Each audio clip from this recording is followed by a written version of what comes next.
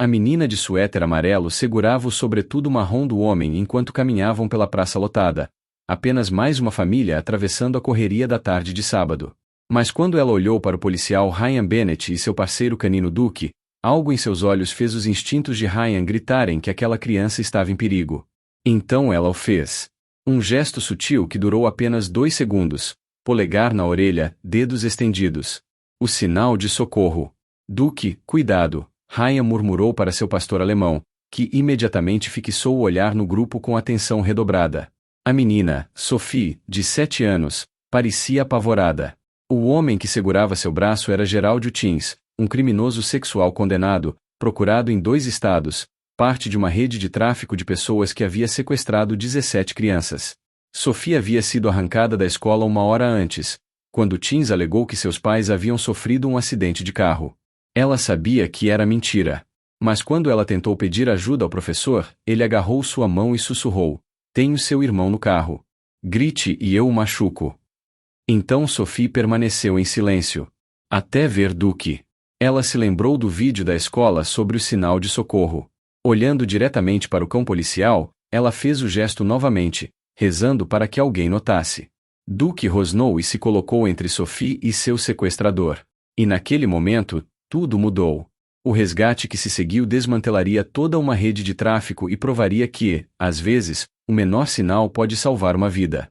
A menina de suéter amarelo caminhava pela praça lotada do centro da cidade, segurando o sobretudo marrom do homem alto que dizia ser seu pai, mas algo em seus olhos, ao olhar para o policial Ryan Bennett e seu parceiro canino Duke, transmitiu um desespero que fez os instintos do policial veterano gritarem que a criança estava em perigo. Embora ele não conseguisse articular exatamente quais detalhes haviam disparado seu alarme sobre o que parecia ser uma família comum caminhando por um espaço público em uma movimentada tarde de sábado. Duke, cuidado, Ryan murmurou baixinho para seu parceiro pastor alemão, enquanto acompanhava a família composta por um homem e 3 crianças que se moviam firmemente pela multidão em direção ao estacionamento na extremidade leste da praça. As orelhas do cão se ergueram para frente com atenção redobrada enquanto ele percebia a tensão do seu treinador e começava a examinar o grupo com mais cuidado em busca de qualquer ameaça que Ryan tivesse detectado. E o foco sincronizado deles na família aparentemente normal atraiu olhares curiosos de pedestres próximos que se perguntavam que interesse policial essas pessoas de aparência comum poderiam justificar quando não havia sinais óbvios de atividade criminosa ou sofrimento visíveis para observadores casuais que viam apenas um grupo comum de pais e filhos navegando em um ambiente urbano lotado. A menina, que aparentava ter aproximadamente 7 anos, considerando seu tamanho e proporções, virou a cabeça levemente, como se estivesse verificando se alguém a observava, antes de fazer um gesto sutil com a mão direita que Ryan quase não percebeu no caos da praça lotada. Tocou a orelha com o polegar e estendeu os dedos para fora, em um movimento que durou menos de 2 segundos, antes de rapidamente abaixar a mão e voltar a atenção para a calçada à sua frente, como se temesse ser flagrada. Fazendo algo proibido. Você viu isso? Ryan falou com urgência em seu rádio. Uma menina de aproximadamente 7 anos acaba de fazer o gesto de sinal de socorro enquanto caminhava com um homem adulto e 2 outras crianças em direção ao estacionamento leste. A criança parece ilesa, mas demonstra claramente angústia e faz um gesto dissimulado, como se tivesse medo de ser observada pelo homem adulto. Seu relatório fez referência ao sinal de mão que havia sido desenvolvido e promovido por meio de campanhas de mídia social durante a pandemia como uma forma de pessoas sofrendo abuso doméstico ou sequestro comunicarem silenciosamente sua necessidade de assistência quando não podiam falar livremente devido à presença do agressor, e que as agências policiais foram treinadas para reconhecer como um sinal de socorro potencialmente legítimo, justificando investigação imediata, apesar dos riscos de falsos positivos e mal-entendidos que tal sistema de comunicação informal inevitavelmente criava. Entendido. Policial Bennett. Você tem confirmação visual de perigo imediato ou evidências de crime em andamento? Respondeu o despachante, coordenando as unidades de apoio para a localização de Bennett. Negativo para confirmação visual de perigo imediato, mas o sinal de socorro é considerado um indicador confiável de perigo e o protocolo do departamento exige investigação mesmo na ausência de outras evidências, respondeu Ryan. Começando a seguir a família a uma distância que lhe permitiria intervir caso o perigo se materializasse, sem confrontar prematuramente o que poderia vir a ser um passeio familiar legítimo, onde o gesto da criança teria sido um mal-entendido inocente ou onde Ryan teria interpretado erroneamente um movimento normal como um sinal de perigo. Enquanto menina estava apenas coçando a orelha ou fazendo movimentos aleatórios com as mãos sem consciência de seu significado potencial. Aproximando-se dos indivíduos agora para verificação de bem-estar. Ele acelerou o passo, com Duke se movendo fluidamente ao seu lado, em modo de trabalho que comunicava ao público que se tratava de um assunto oficial da polícia, e não de uma patrulha casual, e a multidão se abriu para permitir a passagem da equipe canina enquanto dezenas de telefones emergiam para registrar o que estava prestes a acontecer entre o policial e a família que ele perseguia pela praça. Com licença, senhor, sou o policial Bennett, do Departamento de Polícia Metropolitana, e preciso falar com o senhor por um momento, gritou Ryan quando estava a uma distância que permitia conversar com o homem de sobretudo marrom. O homem se virou com uma expressão que alternava rapidamente entre surpresa, medo, cálculo e simpatia forçada, enquanto registrava a presença da polícia e tomava decisões em frações de segundos sobre como reagir ao encontro que claramente queria evitar. Algum problema, policial? Estamos apenas tentando chegar ao nosso carro para podermos voltar para casa depois de um longo dia de compras, respondeu o homem em um tom que buscava a inocência casual, mas que carregava consigo nuances de tensão que a experiência de Ryan imediatamente sinalizou como suspeitas, visto que pessoas comuns e cumpridoras da lei normalmente respondiam à interação policial com genuína perplexidade sobre o que poderia ter motivado o contato ou com leve aborrecimento com a interrupção, em vez da casualidade forçada que sugeria um esforço ativo para parecer inofensivo. Só preciso verificar o bem-estar de todos, procedimento padrão quando recebemos relatos de possível sofrimento, explicou Ryan enquanto observava atentamente as reações das crianças à sua presença. As duas crianças mais velhas, um menino que aparentava ter cerca de 10 anos e uma menina com cerca de 9, observavam a interação com expressões de confusão cautelosa, consistentes com crianças que não entendiam por que o policial estava parando sua família, mas que não demonstravam o medo ou o alívio que indicariam que estavam em perigo ou sendo resgatadas. Mas a menina mais nova, de suéter amarelo, encarava Duke com uma intensidade que comunicava que ela tentava enviar outra mensagem através de seu foco no cão policial. Enquanto Ryan observava, ela sutilmente levantou a mão direita e repetiu o gesto de sinal de socorro, mantendo os olhos fixos no rosto de Duke, como se acreditasse que o cão, e não o policial humano, fosse sua melhor esperança de resgate. Senhor, preciso falar com cada uma das crianças individualmente para confirmar se estão seguras e com o responsável apropriado, afirmou Ryan com firmeza, posicionando-se para bloquear o caminho da família em direção ao estacionamento. Estas são minhas crianças e não precisamos responder às suas perguntas sem um mandado ou causa provável, objetou o homem enquanto tentava agarrar o braço da menina menor, num movimento que parecia protetor à primeira vista, mas que Duke imediatamente identificou como ameaçador, com base em seu treinamento para reconhecer linguagem corporal agressiva e comportamentos de controle possessivo que diferiam sutilmente da orientação parental genuína. O cão emitiu um rosnado baixo e mudou de posição para se colocar entre o homem e as crianças, uma resposta que não fazia parte do protocolo padrão de cães e gatos, mas que refletia a avaliação independente de Duke de que o homem representava perigo para a menina que ele tentava controlar. Duke, calma, ordenou Ryan, reconhecendo os instintos de sua parceira, mas precisando manter o controle profissional da situação, em vez de permitir que o cão passasse a intervir para a proteção antes que Ryan tivesse estabelecido a justificativa legal para deter o homem e separá-lo das crianças. Senhor, não o estou acusando de nada, mas quando recebemos indícios de potencial sofrimento infantil, temos a obrigação legal de investigar, independentemente de você consentir ou não com a interação. O senhor pode cooperar voluntariamente, ou eu posso detê-lo e as crianças até confirmar a segurança de todos e determinar os arranjos de custódia adequados. Qual abordagem o senhor prefere? Sua apresentação das opções foi um enquadramento estratégico que fez a cooperação parecer uma escolha razoável. Ao mesmo tempo em que comunicava que a resistência resultaria em uma intervenção mais invasiva, e a maioria das pessoas respondeu a essa estrutura concordando relutantemente em responder a perguntas, em vez de forçar o policial a exercer a autoridade de detenção, o que criaria um registro oficial e potenciais complicações. Tudo bem, mas estou lhe dizendo que você está assediando uma família inocente e vou registrar uma queixa por esse abuso de poder policial, ameaçou o homem, soltando o braço da menina. Você pode falar com as crianças se insistir, mas eu permanecerei presente durante qualquer interrogatório, pois sou o responsável legal delas e elas são menores de idade e tenho o direito de ter os pais presentes durante o interrogatório policial.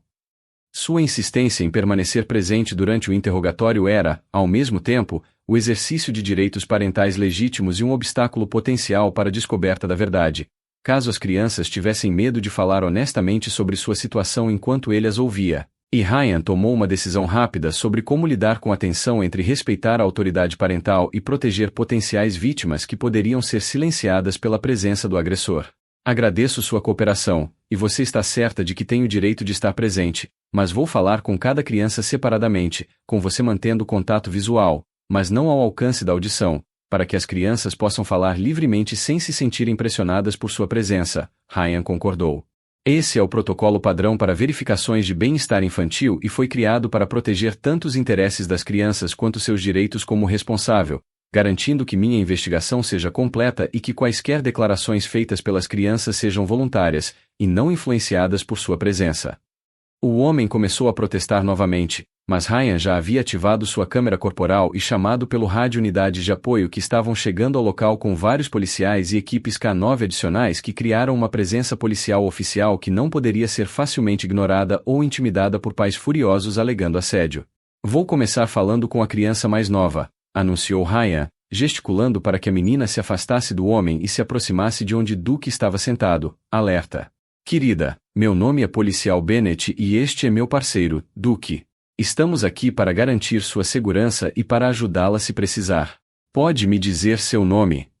Ele se ajoelhou na altura dos olhos da criança, enquanto Duke permaneceu de pé, mas mudou de postura para parecer menos intimidador e mais acessível à jovem, que estava claramente assustada, mas que também parecia reconhecer que o cachorro representava segurança em vez de ameaça. Meu nome é Sophie, sussurrou a menina, olhando nervosamente para o homem de sobretudo marrom, que estava sendo segurado a cerca de 4 metros de distância por outro policial. Aquele homem é seu pai? Perguntou Ryan gentilmente. Sophie balançou a cabeça lentamente. Ele disse que era meu tio e que meus pais pediram para ele me buscar na escola porque sofreram um acidente de carro, mas não acho que seja verdade, porque não o reconheço e meus pais me disseram para nunca andar com estranhos, mesmo que dissessem que era uma emergência, explicou ela com uma clareza notável para alguém da sua idade. Eu queria contar a alguém, mas ele segurava minha mão com muita força e disse que se eu fizesse algum barulho ou tentasse pedir ajuda, ele machucaria meu irmãozinho, que, segundo ele, estava me esperando no carro. Eu estava com medo de que, se gritasse por socorro, ele pudesse fazer algo errado antes que alguém pudesse impedi-lo. A explicação dela confirmou os piores temores de Ryan sobre a situação e validou tanto a decisão de Sophie de usar o sinal silencioso de socorro quanto a resposta instintiva de proteção de Duke e a tentativa do homem de controlar seus movimentos. Sophie, você fez exatamente a coisa certa ao fazer o sinal que aprendeu sobre pedir ajuda, elogiou Ryan enquanto pegava o celular para mostrar a imagem do gesto de mão sinal de socorro. Era isso que você estava tentando me mostrar? Sophie assentiu vigorosamente. Vi um vídeo sobre isso na escola, onde nos ensinavam que, se estivéssemos em perigo e não pudéssemos conversar, deveríamos fazer esse sinal para as pessoas que pudessem nos ajudar, e quando vi você e Duke, lembrei-me do vídeo e tentei fazer o sinal para que você soubesse que eu precisava de ajuda, mas sem que o homem percebesse o que eu estava fazendo, explicou ela. E quando você se aproximou de nós, fiz o sinal novamente, mas estava olhando para Duke em vez de para você, porque pensei que talvez o cachorro entendesse mesmo que você não visse o que eu estava fazendo com a minha mão. Sua compreensão sofisticada da comunicação não verbal e seu pensamento estratégico sobre como buscar ajuda secretamente demonstraram inteligência e coragem que potencialmente salvaram sua vida ao alertar a polícia sobre um sequestro em andamento que teria sido concluído com sucesso se ela não soubesse do sinal de socorro e se Ryan não estivesse prestando atenção a sinais sutis que a maioria dos policiais poderia ter perdido no caos do espaço público lotado. E as outras 2 crianças? Elas estão com o homem? Perguntou Ryan, já suspeitando que o menino e a menina mais velhos fossem, na verdade, filhos ou cúmplices do homem, e não vítimas adicionais. Não sei quem são, nunca os vi antes, confirmou Sophie. O homem mandou que segurassem minhas mãos e agissem como se fossemos todos uma família, para que ninguém pensasse que havia algo errado, e eles fizeram o que ele mandou, mas não falaram comigo nem me olharam, apenas caminharam ao meu lado como se estivéssemos indo a algum lugar juntos. Sua descrição do comportamento das outras crianças sugeria que elas poderiam ser vítimas de um tipo diferente, talvez filhos do sequestrador que haviam sido recrutados ou coagidos a participar do sequestro, criando uma aparência de família normal que não chamaria a atenção da polícia.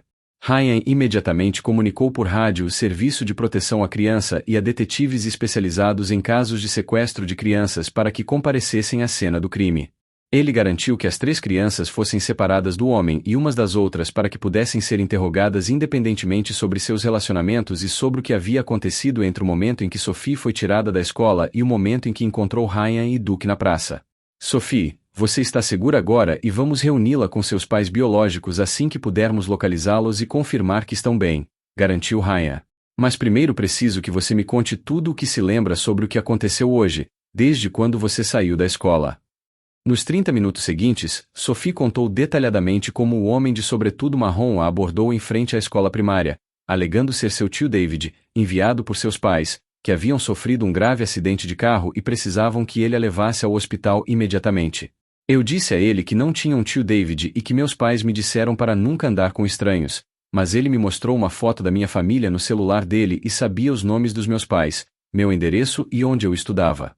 Disse também que, se eu não fosse com ele imediatamente, meus pais poderiam morrer antes que eu pudesse me despedir, contou Sophie, com lágrimas escorrendo pelo rosto.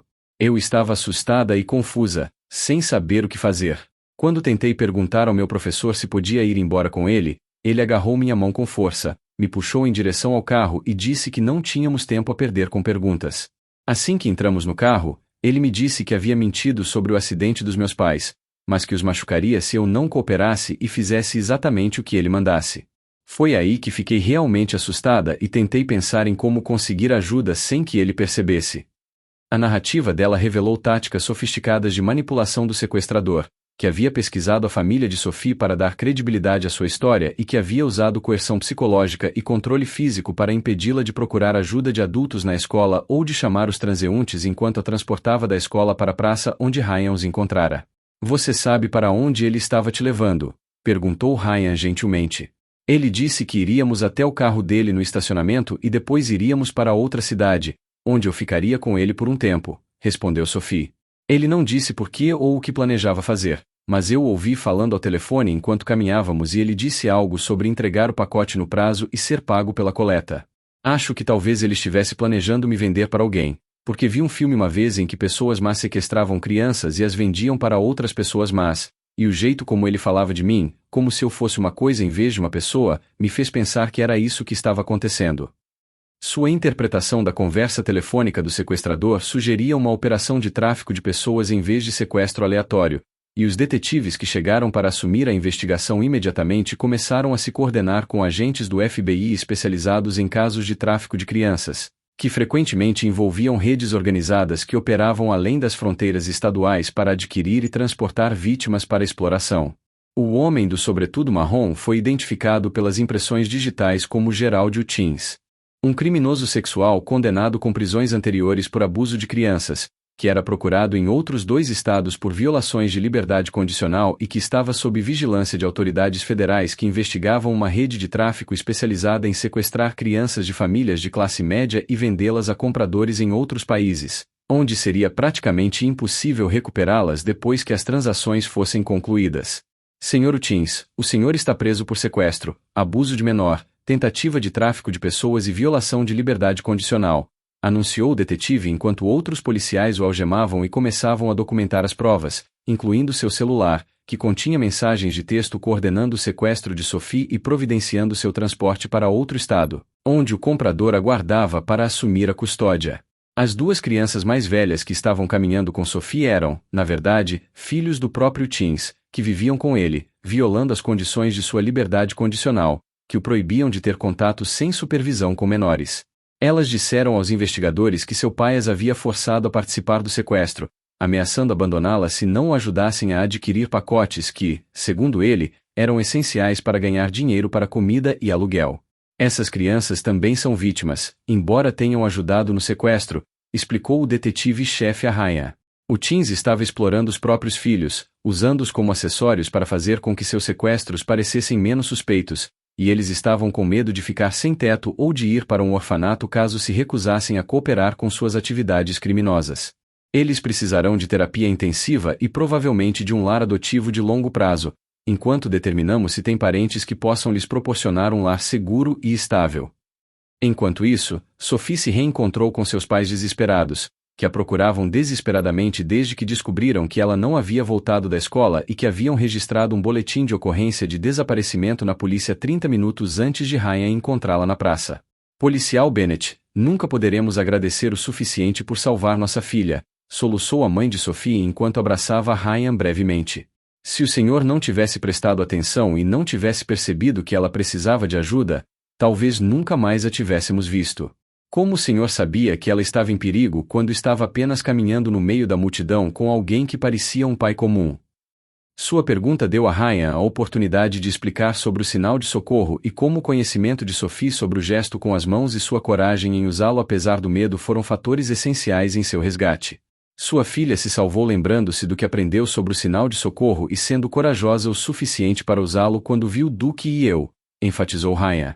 Quero ter certeza de que Sophie entenda que ela é a heroína desta história, porque ela continuou pensando com clareza mesmo quando estava apavorada, e encontrou uma maneira de pedir ajuda sem alertar seu sequestrador sobre o que estava fazendo. Isso é uma presença de espírito extraordinária para alguém da idade dela, e é exatamente o que ensinamos as crianças a fazer quando estão em perigo, mas não podem pedir ajuda abertamente. Sua reformulação do resgate como uma conquista de Sophie, em vez de seu próprio trabalho policial, teve como objetivo empoderar a jovem e reforçar sua confiança em seu próprio julgamento e em sua capacidade de se proteger buscando ajuda adequadamente. Mas Duke sabia que algo estava errado antes mesmo de eu fazer o sinal, Sophie interrompeu. Quando ainda estávamos longe, vi Duke me olhando com muita atenção, como se pudesse perceber que eu estava com medo, e foi isso que me fez pensar em fazer o sinal, porque me lembrei do vídeo dizendo que os cães às vezes conseguem sentir quando as pessoas estão em perigo antes mesmo que os humanos percebam algo errado.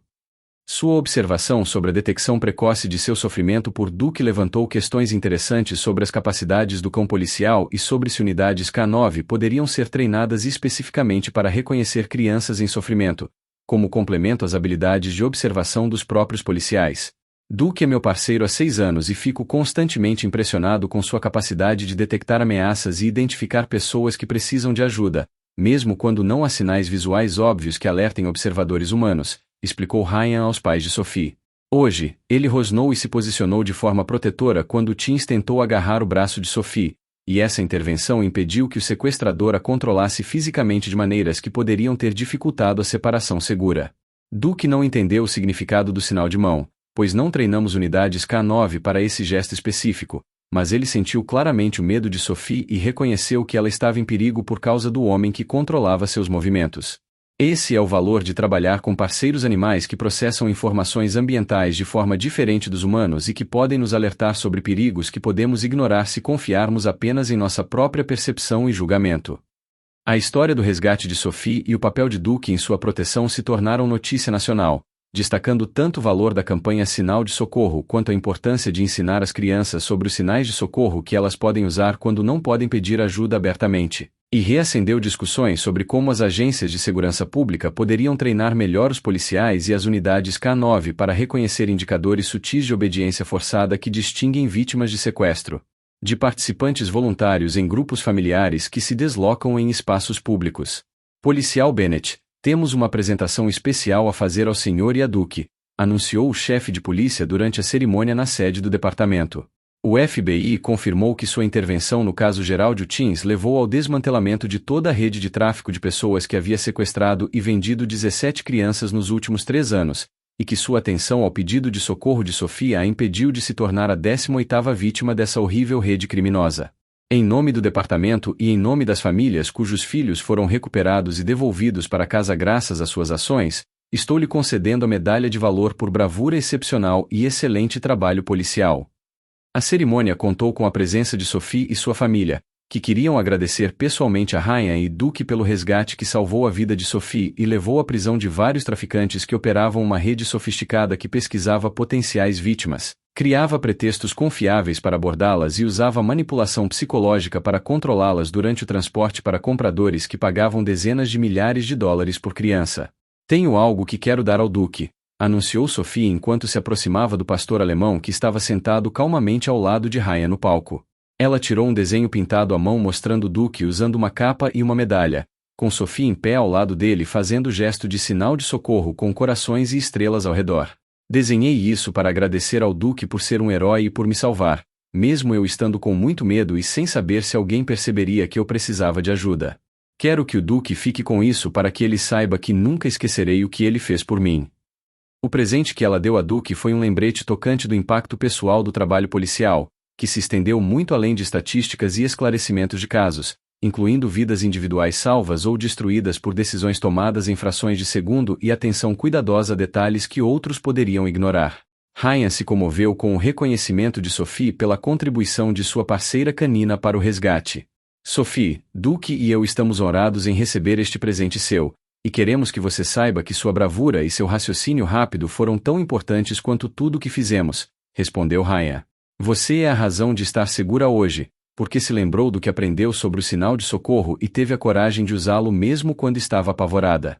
É assim que se manifesta o verdadeiro heroísmo, não apenas os resgates dramáticos que chegam às notícias, mas a coragem cotidiana de pessoas que continuam pensando com clareza e lutando por si mesmas, mesmo quando as situações parecem desesperadoras. Você deveria estar incrivelmente orgulhosa de si mesma e saber que sua história ajudará outras crianças a aprender sobre o sinal de socorro e como buscar ajuda quando não podem pedir ajuda abertamente. A cerimônia foi concluída com o anúncio de que o Departamento de Polícia estava implementando novos protocolos de treinamento ensinando todos os policiais a reconhecer o sinal de socorro e outros indicadores de perigo, e que as unidades K9 estavam recebendo treinamento suplementar focado na detecção de crianças em perigo, mesmo quando essas crianças estavam sendo controladas por adultos que pareciam ser responsáveis legítimos, e que as escolas em toda a região estavam incorporando educação sobre sinais de perigo em seus currículos de segurança para que mais crianças soubessem como comunicar silenciosamente sua necessidade de ajuda quando se encontrassem em situações perigosas, onde pedidos abertos de assistência poderiam provocar retaliação violenta dos sequestradores.